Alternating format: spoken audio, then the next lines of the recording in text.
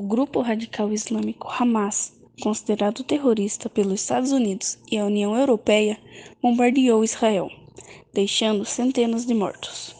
A salva de foguetes é disparada por militantes do Hamas de Gaza, em direção à cidade de Israel no dia 10 de setembro de 2023. Ao menos 260 corpos foram encontrados no local. Este ataque foi considerado um dos maiores dos últimos anos. Hamas, ao assumir a ofensiva, afirmou que seria para o início de uma ação para a tomada de território. O primeiro-ministro de Israel declarou guerra e afirmou que os palestinos pagariam um preço alto pelo ataque e que a resposta de Israel a Gaza mudaria o Oriente Médio. A tensão entre Israel e Palestina mistura política e religião. Se estende por mais de 70 anos e já deixou milhares de mortos dos dois lados. O grupo terrorista matou muitos civis, que não estavam em condições de se defender. Decapitaram mais de 40 bebês nos berços. Mulheres sofreram agressões tanto físicas quanto psicológicas. Foram mortas sem piedade. Um grande aliado de Israel no momento é os Estados Unidos, que mandou o maior navio de guerra já construído na história para Israel. O conflito, infelizmente, vai se estender por um bom tempo. Bom dia, hoje estou aqui com o professor Juliano de Geografia e nós vamos fazer uma entrevista sobre o Hamas, da guerra que está no momento rolando no Oriente Médio. Então, professor Juliano, o que o senhor acha sobre a guerra? Bom, o conflito que está acontecendo no Oriente Médio, mais especificamente em Israel, envolve dois lados, óbvio. Sempre um conflito vai envolver dois lados. Uma guerra sempre envolve dois lados. Primeiro, que é um conflito motivado por questões históricas e religiosas. Nós estamos falando de uma região onde se localizam um país estabelecido em 1948, chamado Israel, e um território não reconhecido oficialmente como país, chamado Palestina. E esse território, ele é governado, uma parte dele, chamado Faixa de Gaza, pelo Hamas, que é um dos agentes principais deste conflito. E o outro território por um grupo político também chamado Fatah. O que acontece? Que em outubro, início de outubro, o Hamas, que é um grupo islâmico, chamado de um grupo político armado, de braço social, etc., ele cometeu, segundo o entendimento da opinião pública, e eu também entendo assim, crimes, né?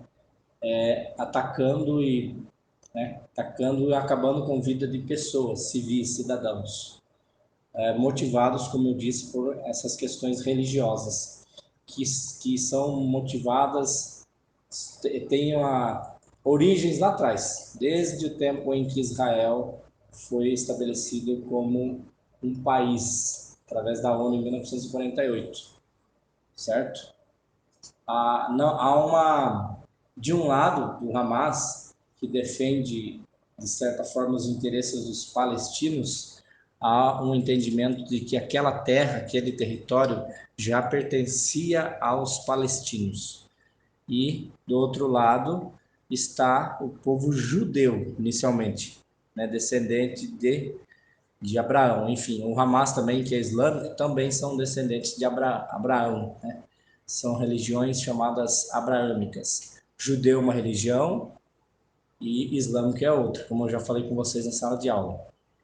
A religião judaica é mais antiga e o islamismo é um pouco mais recente, surgido no século VII depois de Cristo.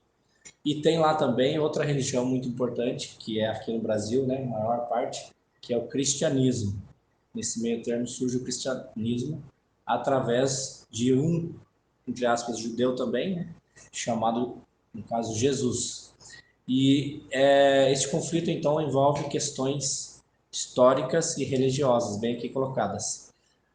Do lado do Hamas, em entrevistas recentes e de sites que defendem, entre aspas, as suas atitudes, dizem que eles não cometeram as atrocidades que a gente sabe pela mídia, matança de crianças, idosos, inocentes, enfim. Eles dizem que isso é uma narrativa que a gente fala do lado de Israel, que na verdade eles atacaram determinados locais de militares, né? Bases militares de Israel. Então houve uma ofensiva, um ataque do Hamas, matando inicialmente no dia em que aconteceu o ataque entre 600 a 800 pessoas em questão de poucas horas.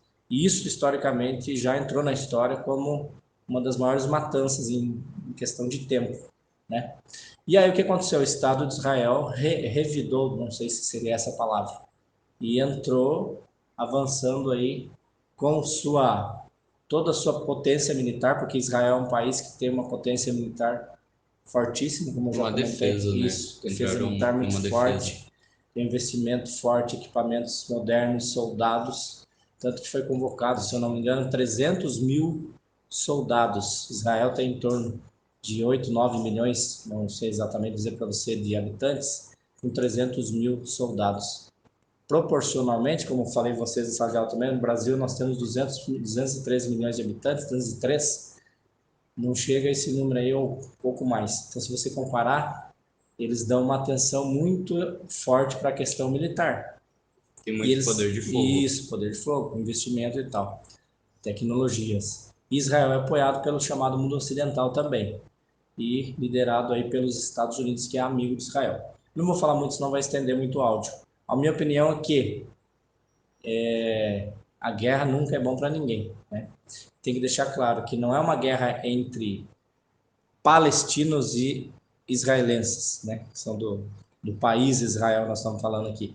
É um conflito entre um grupo que governa a faixa de Gaza, que é a Palestina, contra o governo de Israel, digamos assim. Há críticas muito grandes sobre o presidente, o primeiro-ministro de Israel, Benjamin Netanyahu, não sei pronunciar o nome corretamente, né, sobrenome, que ele é ultraconservador, tal, e extremista, e que isso também motivou toda essa guerra, esse conflito. Então, uns defendem um lado, outros defendem o outro. Eu não defendo, eu defendo a vida. Eu acho que deve se estabelecer, como sempre, um diálogo para que essa questão territorial, é um conflito territorial, histórico, religioso, e onde as pessoas, as autoridades têm que estabelecer a paz. A ONU tem participação nisso aí, tentando mediar esse conflito, mas infelizmente a ONU funciona, ao meu ver, muita coisa ainda só no papel e na prática não se resolve nada. É isso que eu penso. E que eu defendo a vida e que ambos os lados, de certa forma, estão errados. Porque aí estão morrendo civis, tanto de um lado quanto do outro. E a faixa de Gaza, só para fechar, é um território pequeno, dentro ali de Israel, com 2 milhões de habitantes, mais ou menos, 2.400, e vive em extrema pobreza. População, 47%, se eu não me engano, da população tem menos de 18 anos, ou até 18 anos. É uma população jovem. Sofrem, são cercados por um muro, como eu disse, e, entre aspas, vigiados pelo governo de Israel. Então, isso também não é legal. A fala, a narrativa do governo é que tem que fazer isso porque para se proteger justamente do Hamas, que é considerado terrorista. Beleza. Muito obrigado, professor Juliano. Obrigado pela participação do nosso projeto aqui da Pedro News, do nosso trabalho do professor Rafael de Ciências e Informática. Muito obrigado. Bom dia, sejam bem-vindos ao nosso podcast. A nossa próxima entrevistada será a diretora Tainara Ito. Bom, como professora de História, minha primeira faculdade, e Geografia, minha segunda faculdade, eu não poderia deixar de expressar ou pontuar a minha opinião sobre aquilo que envolve o contexto mundial desde meados de outubro, que é o conflito entre Israel e Hamas. Eu acredito que em todo esse contexto, duas palavras sejam muito enfáticas, importantes, que são elas: geopolítica e globalização. A globalização, ela, ela faz que o circuito mundial inteiro seja afetado. Como assim? Alguém espirra lá no Oriente Médio, lá na Ásia, lá na Europa, e nós sentimos aqui. A globalização, o mundo interligado, o mundo da informação, dos produtos, aonde eu acordo fazendo uso de o meu dia. Eu já faço uso de um produto que veio lá do Japão, o meu aparelho celular da marca Samsung. E aí eu vou tomar o meu café com um pão chamado pão francês, que ele tem origens lá na Europa, da França. Mas o trigo, a maior parte do trigo que é feito, os pães, as massas, no Brasil, além de ser usado o trigo brasileiro, também vem do país vizinho aqui do lado, da Argentina. Junto com o meu pão, eu estou tomando café, que desde os tempos coloniais é uma grande riqueza do nosso país. Aí eu vou me trocar. E aí eu calço meu tênis, que chegou ontem da Shopee, lá da China. E logo mais eu abro o Twitter, que é um app lá da América do Norte, lá dos Estados Unidos. E inconscientemente, o meu mundo local foi unido pela globalização. Então a globalização, ela nos faz isso, aonde alguém espirra lá e eu sinto e eu pego a gripe aqui. E eu vejo o conflito Israel e Hamas dessa forma, aonde ele pode afetar principalmente a economia global, sobretudo os preços que baseiam o mercado do petróleo, do dólar e outros grandes reflexos negativos que pode causar a economia mundial.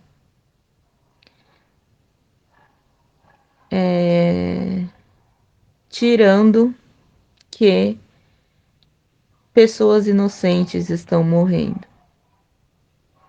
Sim, de ambos os lados. Mas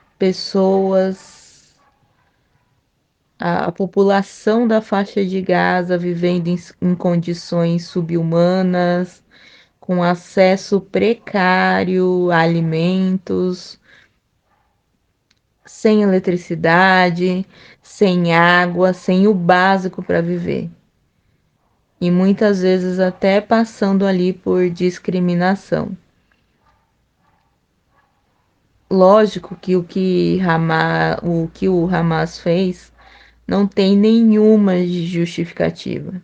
É sim uma barbárie, não tem proporção para explicar isso.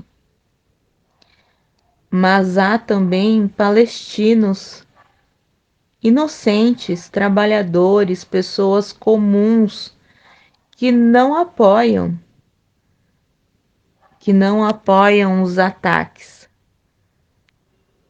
os ataques do Estado terroristas, e o que me preocupa é a tensão global, a tensão discriminatória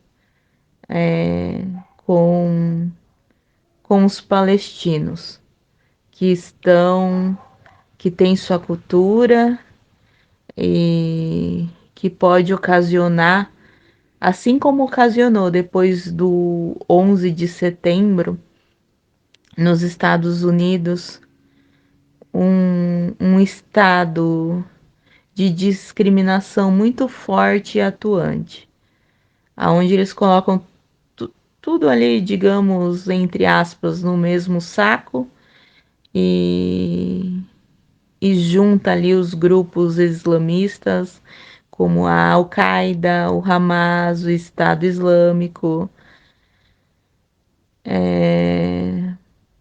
que são grupos terroristas, mas que envolve ali uma cultura, um povo inocente que é o povo palestino. E aí acaba então trazendo a grande discriminação que, né, acabou culminando aí no contexto mundial após o 11 de setembro. E sabemos que isso mexe, vivemos depois do 11 de setembro, ao ataque do grupo terrorista Estado Islâmico às Torres Gêmeas, vivemos uma grande tensão mundial, uma recessão econômica. Então, é essa a minha preocupação quando se trata de Israel e Hamas eles espirram lá, mas o mundo inteiro pega essa gripe, porque somos globalizados. E, por fim, encerro esse podcast, que talvez poderia até introduzir um mapa mental, mas eu deixei a palavra globalização como foco central para que nós pudéssemos puxar aí todas as vertentes do centro daquilo que rege o século XXI. Muito obrigada a todos vocês que ouvirão esse podcast. Muito obrigada, diretora Tainara. Muito obrigada a todos que ouviram nosso podcast.